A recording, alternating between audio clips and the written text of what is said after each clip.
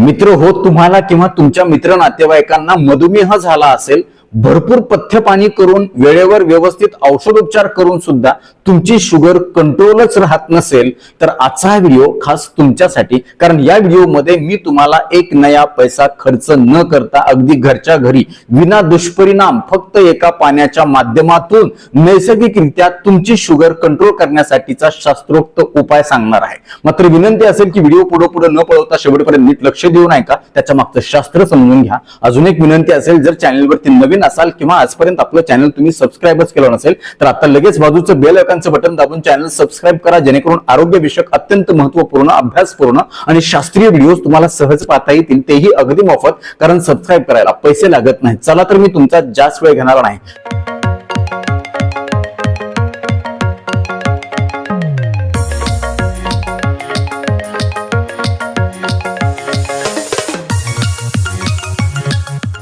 मित्र हो, बऱ्याच लोकांचा गैरसमज असा असतो की औषध गोळ्या इन्सुलिन घेतल्याशिवाय शुगर कंट्रोल होतच नाही. परंतु विज्ञानानं देखील मान्य केलेलं आहे, जर एखादा व्यक्ती शुगर झालेला व्यवस्थित आहार विहार घेत असेल, खानपान व्यवस्थित असेल, जीवनशैली व्यवस्थित असेल, तर त्याची शुगर खूप चांगल्या प्रकारे नैसर्गिकरित्या कंट्रोल होऊ शकते. आणि आजचा हा उपाय म्हणजे त्याचाच महत्वाचा भाग आहे. मित्र हो, विज्ञान असं सांगतं की ज्या लोकांच्या रक्तातील साखर खूप जास्त सतत वाढलेली असते, त्या लोकांच्या रक्तातील पाण्याची मात्रा कमी झालेली असते, म्हणजेच त्यांच्या शरीरामध्ये डिहायड्रेशन झालेलं असतं. त्याचं कारण असं की जेव्हा रक्तातील पाण्याची मात्रा कमी होते, तेव्हा रक्ताचा घट्टपणा म्हणजेच घनता जास्त वाढते. यासोबतच साखरेचं जे कॉन्सन्ट्रेशन आहे, प्रमाण आहे, ते तुलनेनं जास्त वाढतं. आणि जेव्हा एखाद्या रक्तवाहिनीमधून वाहणारं रक्त हे घट्ट असतं, तेव्हा ते तिथून जात असताना खूप हळूहळू जातं, ते व्यवस्थित जात नाही. त्यामुळे रक्तातील जे ग्लुकोज आहे ते पेशींच्या पर्यंत व्यवस्थित पोहोचवलं जात नाही, त्याचा ऊर्जेसाठी वापर केला जात नाही. आणि त्यामुळे हे ग्लुकोज रक्ताच्या मध्ये साखरेच्या स्वरूपामध्ये तशाच्या तसं साचून राहतं. आणि जेव्हा तुम्ही रक्ताची तपासणी करता, तेव्हा रक्तातील साखर वाढल्याचं तुम्हाला दिसून येतं. आणि आपल्याला आजच्या या उपायाच्या माध्यमातून नेमकं हेच होऊ द्यायचं नाही. त्यासाठी आपल्याला शरीरातील पाण्याची मात्रा कमी झाल्यानंतर साखर नेमकी का वाढते, याच्या मागचं शास्त्र समजून घेणं गरजेचं आहे. मित्र हो, तुम्ही बघा, एक ग्लासभर पाणी एका पातेल्यात टाका, त्याच्यामध्ये 2 चमचे साखर टाका आणि ते गॅसवर उकळायला ठेवा. जसजसं पाणी उकळत जाईल तसतसं त्या पाण्याची वाफ निघून जाईल आणि तसं तसं साखरेची मात्रा त्या पाण्यामध्ये वाढायला लागेल आणि ते पाणी पहिल्यापेक्षा घट्ट दिसायला लागेल, गच्च दिसायला लागेल, त्याची घनता जास्त वाढेल.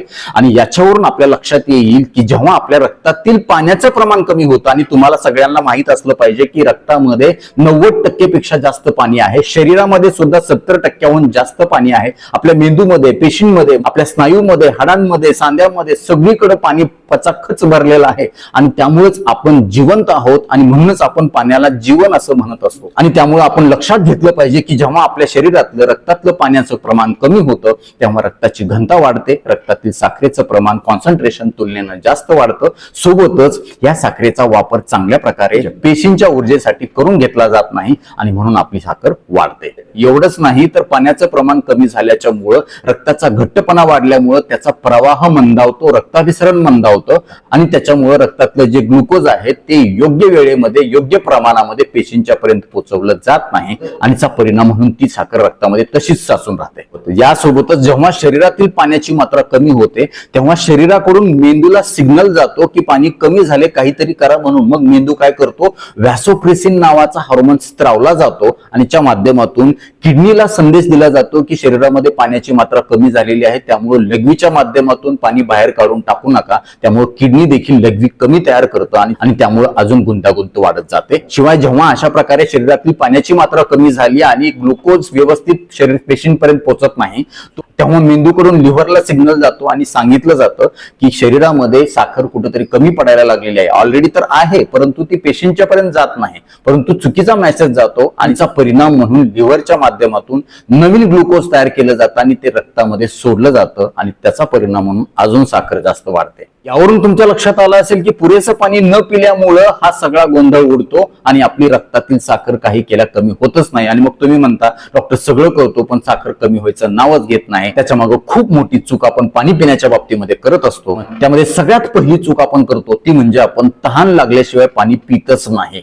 तुम्ही बघा, एखादी गाडी आहे, त्या गाडीतलं पेट्रोल पूर्णपणे संपायची आपण वाट बघतो का? नाही, ते संपण्याच्या आधीच आपण टाकतो आणि मग गाडी सुरू राहते. अगदी तसंच बऱ्याच लोकांना तहान लागलेली कळतच नाही किंवा कामाच्या नादामध्ये अजून काही टेन्शनमध्ये काळजीमध्ये त्यांना पाणी प्यायचं भानच राहत नाही किंवा वरचेवर जसं जसं वय वाढत जातं तसं तसं आपलं तहान जाणवण्याचं प्रमाण देखील कमी होतं. त्यामुळं आपण दिसतो तर ते एकदम टकाटक, परंतु आतून पूर्णपणे शरीर हे कोरडं पडलेलं असतं. तेव्हा आपल्याला वेळीच सावध होण्याची गरज आहे. दुसरी महत्वाची चूक तुम्ही करत असता की बरेच जण एकदाच पाणी गटगट पितात. म्हणजे आता एकदा लक्षात आलं की मी 1 बॉटलभर पाणी पितो, त्याच्यानंतर मग 2-3 तास पाणी प्यायची गरज नाही. असं अजिबात करू नका. तुम्ही बघा, एखादं झाड आहे किंवा एखादी कुंडी आहे, त्या कुंडीमध्ये तुम्हाला एकाच आठवड्याचं पूर्ण पाणी एकाच दिवशी एकाच वेळेला टाकता येतं का? नाही टाकता येत. का? जर तसं प्रयत्न केला तुम्ही तर ते पाणी सगळं बाजूबाजूला पसरून जाईल आणि त्या मुळाला पूर्ण मध्ये मातीमध्ये ते अजिबात मोरणार नाही. अगदी तसंच आपल्या शरीराचं सुद्धा आहे. जेव्हा तुम्ही गटगट पाणी पिता तेव्हा त्याचा अजिबात उपयोग होत नाही. सरळ ते पाणी किडनीकडे पाठवलं जातं. एक 15-20 मिनिट, अर्धा तास आणि लगेच तुम्हाला भरपूर प्रमाणामध्ये लघवी होते. हे तुम्ही देखील अनुभवलं असेल. त्यामुळे एकदाच पाणी पिण्याच्या ऐवजी थोड्या वेळाला ते पिलं पाहिजे. तिसरी चूक बरेच जण करतात ते म्हणजे थंड पाणी पिणं. थंड पाणी जेव्हा तुम्ही पोटामध्ये टाकता तेव्हा तुमच्या पोटातील किंवा एकूण शरीरातील रक्तवाहिन्या ज्या आहेत त्या आकुंचन पावतात आणि जेव्हा ह्या रक्तवाहिन्या आकुंचन पावतात तेव्हा तिथून जाणारा रक्तप्रवाह हा काय होतो? मंद होतो. आणि मंद झाला की पुन्हा तेच ग्लुकोज जे आहे ते व्यवस्थितपणे आपल्या पेशींच्या पर्यंत पोहोचवलं जात नाही. ते तिथंच साचून राहतं. रक्त तपासलं की साखर वाढून येते. यासोबतच अशा प्रकारच्या थंडगार पाण्यामुळे आपली पचनशक्ती देखील मंदावू शकते. आपल्या आतड्याच्या हालचाली मंदावू शकतात. शिवाय आपण खाल्लेल्या अन्नाचं पचन होत नाही. ते तसंच तिथं सडतं, कुजतं. अपचन झाल्यामुळं परत अजून शुगर वाढून बसते. मग ही शुगर कंट्रोल करण्यासाठी कशा पद्धतीने, कुठल्या वेळेला कोणतं पाणी प्यायचं, किती प्रमाणामध्ये प्यायचं? तर सगळ्यात पहिली आणि महत्वाची गोष्ट ती म्हणजे सकाळी उठल्याबरोबर तुम्हाला पहिल्यांदा 1 ते 2 ग्लास कोमट पाणी पिणं अत्यंत गरजेचं आहे. याच्यामध्ये तुम्ही थोडंसं सैंधव मीठ टाका, अर्ध लिंबू त्याच्यामध्ये चांगलं पिळून टाका. याच्यामुळे काय होणार आहे? रात्रभर तुमचं शरीर हे उपाशी आहे, डिहायड्रेशन मध्ये जाण्याची शक्यता असते. तुम्ही बघा, सकाळी उठल्या लघवीचा रंग कसा असतो? पिवळा असतो. हे काय दर्शवतं? तर शरीरातील पाण्याची मात्रा कमी झाल्याचं दर्शवतं. मगाशी सांगितल्याप्रमाणे पाण्याची मात्रा कमी झाली आणि त्याच्यामुळे सकाळी उपाशीपोटी साखर तुमची वाढलेली दिसूनच येते. त्यामुळं तुम्हाला या पाण्याच्या माध्यमातून शरीराचं सिंचन करता येईल. याच्यामध्ये टाकलेलं जे सैंधव मीठ आहे याच्यामध्ये इलेक्ट्रोलाइट्स असतात. ते इलेक्ट्रोलाइट्स आणि लिंबामध्ये असणारे व्हिटॅमिन सी आणि अँटीऑक्सिडंट यामुळे एक चांगला मजबूत असा सपोर्ट शरीराला मिळतो अगदी सकाळच्या वेळेलाच. आणि त्यामुळे रक्तातील साखर देखील नियंत्रित राहण्यासाठी याच्यामुळे मदत होते. 2 नंबर महत्वाची गोष्ट म्हणजे सकाळचा नाश्ता किंवा सकाळचं जेवण झाल्याच्या नंतर लवकरात लवकर तुम्ही सकाळचं जेवण नाश्ता करा आणि त्याच्यानंतर 10:30-11 वाजता तुम्हाला परत 1 ते 2 ग्लास पाणी प्यायचंय. साधं पिलं तरी चालेल. याच्यामुळे काय होईल? नाश्त्यामधून किंवा सकाळच्या जेवणामधून मिळालेली जी शुगर आहे ती खूप चांगल्या प्रकारे वापरली जाईल. रक्ताचा पातळपणा त्या ठिकाणी व्यवस्थित मेंटेन ठेवला जाईल आणि शुगर कंट्रोल होण्यासाठी मदत होईल. त्याच्यानंतर दुपारच्या वेळेला जेव्हा तुम्ही जेवण करणार आहेत त्या जेवणाच्या 15 ते 20 मिनिट आधी 1 ग्लास कोमट पाणी आवर्जून प्या. याच्यामुळे नेमकं काय होईल? तुमचा पचन मार्ग खूप चांगल्या प्रकारे ओला होईल आणि सगळ्यात महत्वाचं पाणी आत गेल्याच्यामुळे जेवण करत असताना तुम्हाला आहार कमी जाईल, भाकरी भात चपातीचं प्रमाण कमी जाईल आणि त्याचा परिणाम म्हणून तुमच्या शरीरामध्ये कॅलरीज कमी जातील, कार्बोहायड्रेटचं प्रमाण कमी जाईल आणि जेवल्यानंतरची जी साखर आहे ती नॉर्मल राहण्यासाठी तुम्हाला खूप चांगला फायदा होईल. त्याच्यानंतर संध्याकाळी 4 ते 5च्या वेळेला तुम्ही आवर्जून पाणी प्या. त्याचं कारण असं आहे की या वेळेला आपलं शरीर बऱ्यापैकी डिहायड्रेशन मध्ये गेलेलं असतं. शरीरातील पाण्याचं प्रमाण कमी होण्याची शक्यता ह्या वेळेला जास्त असते. नेमकी बरेच जण याच वेळेला चूक करतात ती म्हणजे या वेळेला त्यांनी चहा, कॉफी, बिस्किट किंवा अजून स्नॅक पित राहतात. पण असं न करता तुम्ही सरळ 2 ग्लास कोमट पाणी प्या किंवा तुम्ही ग्रीन टी देखील पिऊ शकता. 1 ते 1.5 ग्लास पाणी तुम्ही कोमट प्या आणि त्याच्यानंतर तुम्ही एक कपभर ग्रीन टी प्या. याचा अतिरिक्त अतिरिक्त चांगला फायदा तुम्हाला होणार आहे. आणि त्याच्यानंतर संध्याकाळच्या वेळेला सुद्धा जेवणाच्या आधी 15 ते 20 मिनिट एक ग्लास भर कोमट पाणी आवर्जून प्या. याचा देखील फायदा तोच होणार आहे. तुमचा संध्याकाळचा आहार कमी जाईल, कार्बोहायड्रेट कमी जातील आणि रक्तातील साखर सकाळी उपाशीपोटी जी तुम्ही चेक करणार आहे ती कमी होण्यासाठी 100% मदत होईल. यासाठी तुम्हाला काय करायचं, संध्याकाळचं जेवण 7च्या अगोदर करायचंय आणि झोपण्याच्या आधी जर तुम्हाला पाणी प्यायचं असेल तर 1 तास आधी प्या. किती प्या? अर्धा ग्लास प्या किंवा 1 कप भर प्या. ते देखील तुम्ही कोमटच प्यावं. यासोबतच जेवण करत असताना मध्ये मध्ये पाणी तुम्ही अजिबात गटगट पिऊ नका. असं जर केलं तर तुमचे पाचचक्र सगळं अन्न एकदम भेळमिसळ होऊन बसेल. त्याचं कॉन्सन्ट्रेशन कमी झाल्यामुळे अन्न पचनाला बाधा येऊ शकते. अगदी प्यायचंच असेल तर 3-4 घोट तुम्ही ते पाणी पिऊ शकता. ते देखील कोमट असावं याची आवर्जून काळजी घ्या. नक्कीच तुम्हाला याचा चांगला फायदा होईल. आता तुम्ही म्हणाल एवढंच पाणी प्यायचं का? तर असं नाही. तुमच्या शरीराला व्यवस्थित पाणी मिळते का नाही हे तपासायची घरगुती तपासणी म्हणजे तुमच्या लघवीचा रंग. तुमच्या लघवीचा रंग जरा जरी पिवळसर वाटला तर समजून जा की तुमच्या शरीरामध्ये पाण्याची मात्रा कमी झालेली आहे, डिहायड्रेशन मध्ये गेलेला आहे. तुम्ही त्यानुसार तुमच्या पाण्याची मात्रा घेऊ शकता. वरचेवर तुमच्या वजन किती आहे, तुमच्या आजूबाजूचं वातावरण कसं आहे, तापमान कसं आहे, कामाचं स्वरूप कसं आहे याच्यावरून देखील तुम्ही पाणी ठरवलं पाहिजे. साधारण शुगर असलेल्या पेशंटना 2.5 ते 3 लिटर पाणी दिवसभरामध्ये पिणं हे अपेक्षित आहे. आता हे पाणी कुठल्या भांड्यातलं प्यायचं म्हणजे अजून चांगला फायदा होईल आपल्या शुगर कंट्रोल करण्यासाठी? तर लक्षात ठेवा, प्लास्टिक बॉटल मधलं, प्लास्टिकच्या भांड्यातलं पाणी तुम्ही चुकून सुद्धा पिऊ नका.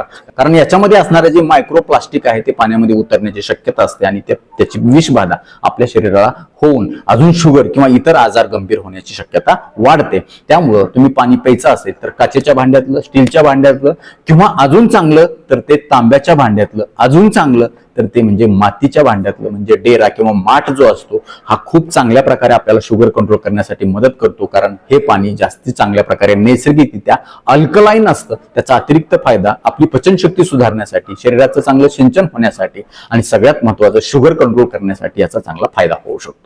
आता तुमच्या मनामध्ये प्रश्न आला असेल की डॉक्टर अशा पद्धतीनं आम्ही पाणी प्यायला सुरुवात केल्याच्या नंतर आम्ही आमच्या औषध गोळ्या बंद करावी का? तर असं अजिबात नाही. साधारण 2 आठवडे तुम्ही अशा पद्धतीनं पाणी प्यायला सुरुवात करा आणि त्याच्यानंतर तुमच्या रक्तातील साखर तपासा. डॉक्टरांकडे जा, ज्यांनी तुम्हाला औषध गोळ्या चालू केलेल्या आहेत. ते सुद्धा म्हणतील की तुमची साखर आता खूप चांगल्या प्रकारे कंट्रोल झालेली आहे. तेव्हा त्यांच्या सल्ल्याने ती औषधं कमी किंवा बंद होऊ शकतात. हे मात्र मी खात्रीशीरपणे सांगू शकतो. यासोबतच जर तुम्हाला किडनी विकार असेल, क्रिएटिनिन वाढलेला असेल किंवा ब्लड युरिया वाढलेला असेल, किडनीचा कुठलाही आजार झालेला असेल, जुनाट आजार असेल किंवा अॅक्यूट आजार असेल तर अशा वेळेस तुम्हाला अशा पद्धतीनं पाणी पित असताना तुमच्या डॉक्टरांचा आवर्जून सल्ला घेणं गरजेचं आहे. सोबतच जर तुम्हाला हृदयविकार असेल, हृदयाची पंपिंग कमी झाली असेल, त्याच्यामुळे शरीरामध्ये पाणी साचून राहण्याची प्रवृत्ती निर्माण झाली असेल तर अशा वेळी देखील तुम्ही पाण्याचा जो डोस आहे तुमच्या डॉक्टरांच्या सल्ल्यानंच ठरवून घेणं अत्यंत गरजेचं आहे. तर नक्कीच आजपासून मी सांगितल्याप्रमाणे पाणी प्यायला कोण कोण सुरुवात करणार आहे आम्हाला कमेंट बॉक्स मध्ये आवर्जून कळवा. आता वेळ झालेली आहे शिट्टीच्या गाण्याची. मी शिट्टीतून गाणं म्हणून दाखवणार. ते गाणं कुठलं आहे हे देखील आम्हाला कमेंट बॉक्स मध्ये कळवा.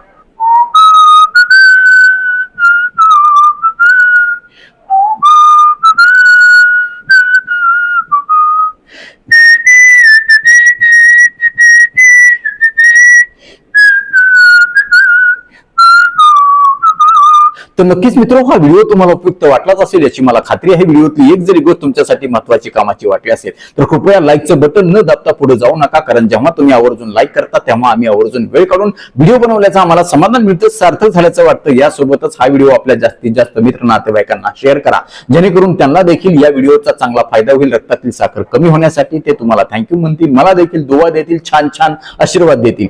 यासोबतच आरोग्याच्या बाबतीमध्ये तुमच्या मनामध्ये काही प्रश्न शंका असतील आणि माझ्याकडून तुम्हाला वैयक्तिक सल्ला, मार्गदर्शन, उपचार हवे असतील तर खाली दिलेल्या व्हॉट्सअप नंबरवरती आम्हाला हाय किंवा नमस्कार असा मेसेज पाठवा. यासोबतच आमच्या या आरोग्यविषयक कामाला तुम्हाला खरंच मनापासून सपोर्ट करण्याची इच्छा असेल तर आजच आपलं चॅनल जॉईन करा. परत एकदा जाता जाता आठवण करून देतो, विनंती करतो, चॅनल सबस्क्राईब केलं नसेल तर आता लगेच सबस्क्राईब करा. आपल्या मित्र नातेवाईकांना देखील आवर्जून सबस्क्राईब करायला सांगा. कारण तुम्ही केलेलं सबस्क्रिप्शन, तुम्ही केलेल्या लाईक्स, तुम्ही केलेल्या छान छान कमेंट्स हेच आमच्यासाठी टॉनिक असतं. ज्या टॉनिकच्या बळावर, जोरावर या पुढच्या काळामध्ये आम्ही अजून चांगले आरोग्यविषयक शास्त्रीय माहिती देणारे व्हिडिओ बनवू. त्यासाठी आम्हाला प्रेरणा मिळेल. तुर्तास आजच्या व्हिडिओमध्ये इथंच थांबूया. लवकरच भेटूया नवीन व्हिडिओमध्ये नवीन विषयासह. तोपर्यंत आनंदी राहा, निरोगी राहा.